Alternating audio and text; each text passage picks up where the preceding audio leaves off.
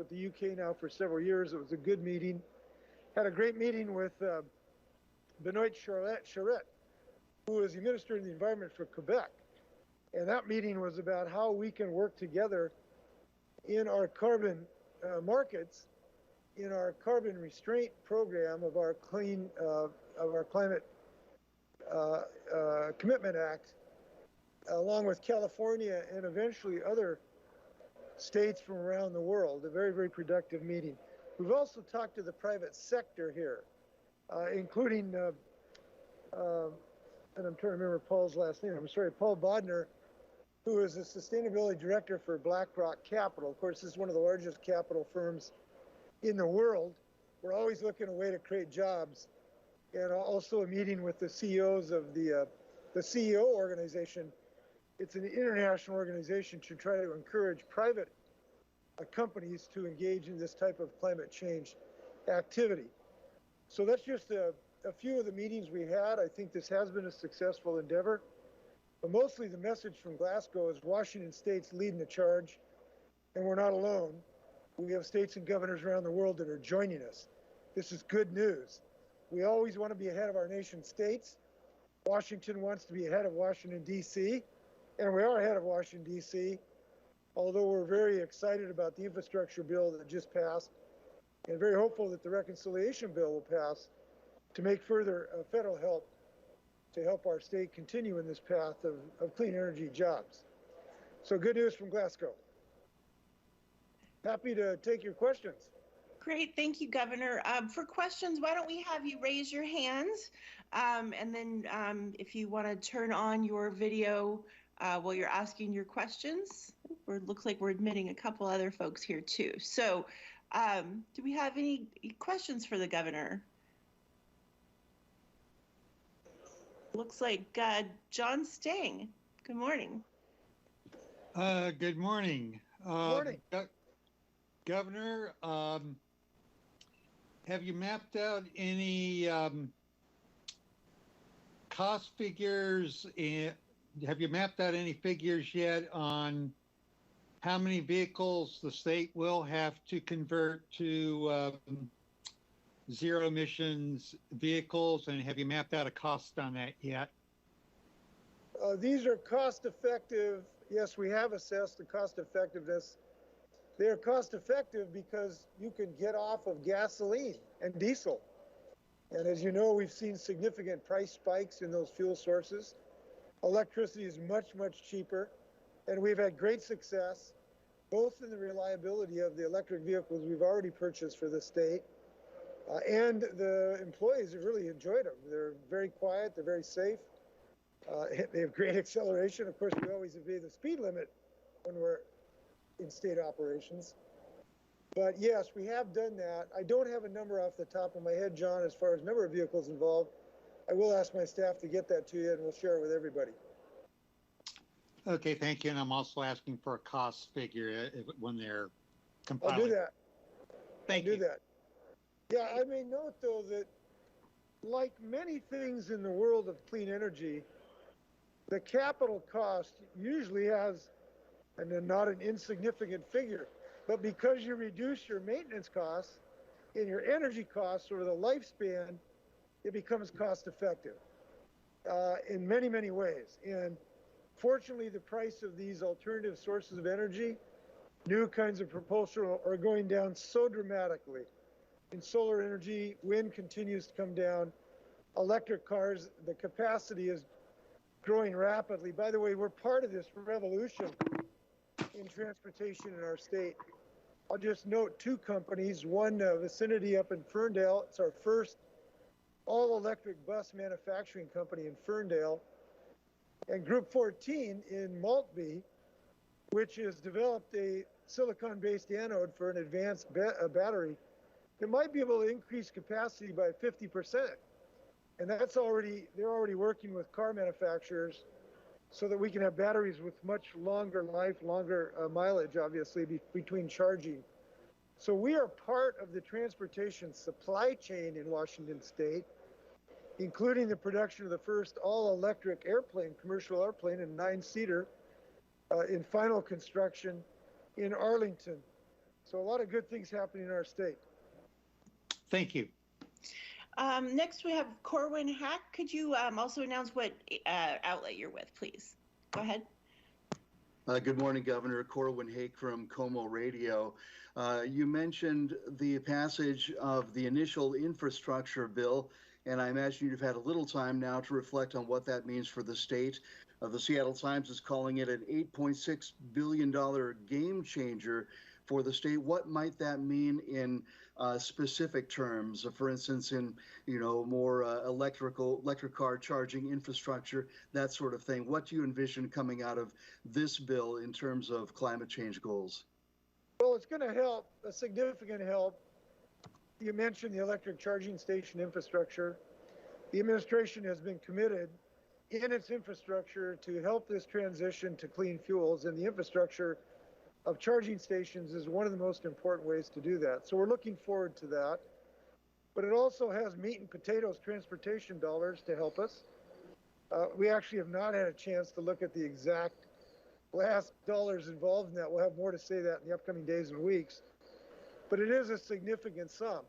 But we're not done yet. We need the reconciliation bill to really move the needle on carbon reduction. The proposal at the moment is for $550 billion. That really would move the needle for our state by providing billions of dollars of tax cuts, both for consumers to be able to get access to solar power and clean fuels and charging stations and more efficient buildings. So we've had a real benefit in the infrastructure bill, but there might be 4 or 5 times more benefit in the reconciliation bill that we need to get through. And I know our delegation is working hard on that. I certainly am hopeful that they're going to be successful. Thank you. Courtney Allison Flatt.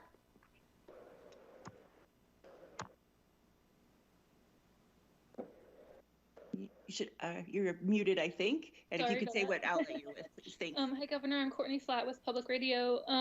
You just spoke a little bit to this, but I was wondering if you could talk about increasing electric charging infrastructure in the eastern side of the state as well.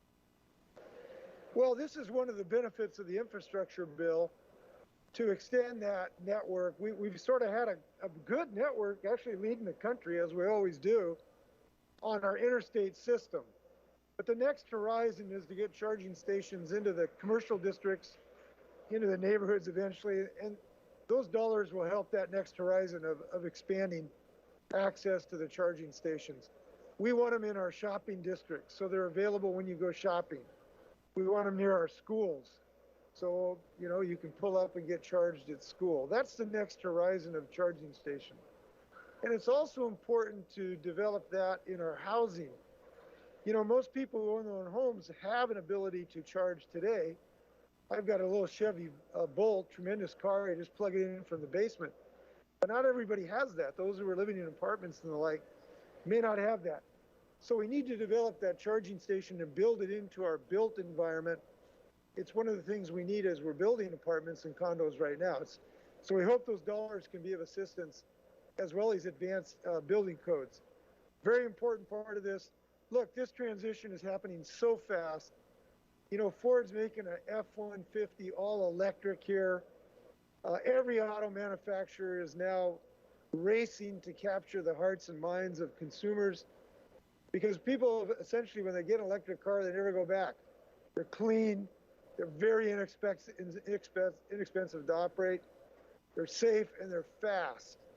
So this is going much faster than anyone would have predicted. I wrote a book about this in 2007, talked about this. People thought this was a pipe dream. Now it's cars all over, and it's going to happen very quickly. Additional questions for the governor? We're all just waking up here a little bit on the West Coast, Gov. By the way, thanks for everybody getting up this early. We appreciate it. Thank you.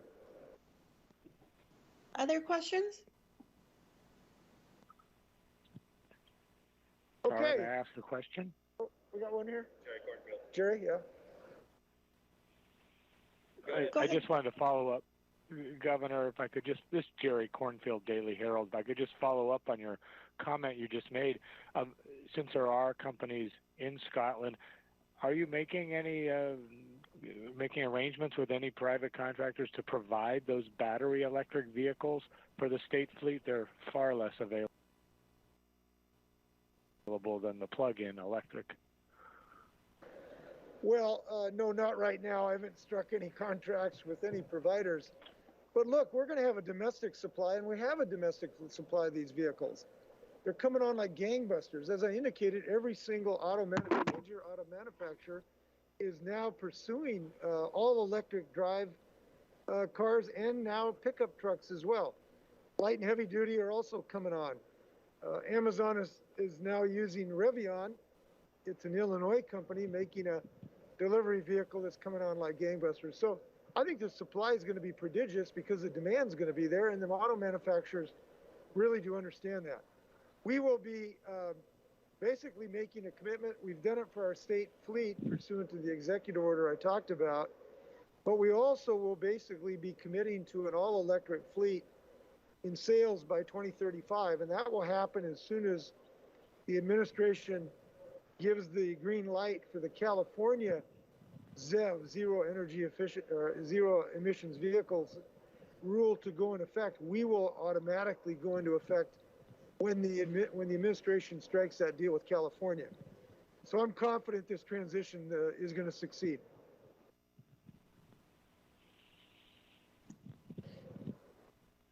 Additional questions? I know we have a couple people on the phone. Is there anyone on the phone who might not be able to raise their hand that wanted to ask a question?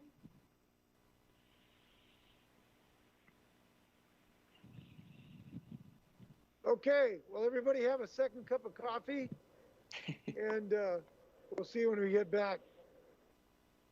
Thanks, Tara. Have we done our work here? I think so. Anything else you want to add for the fine members of the press? Well, one thing I'd like to add, this is a big challenge for everybody on the planet. I'm really glad to represent a state that's leading the charge.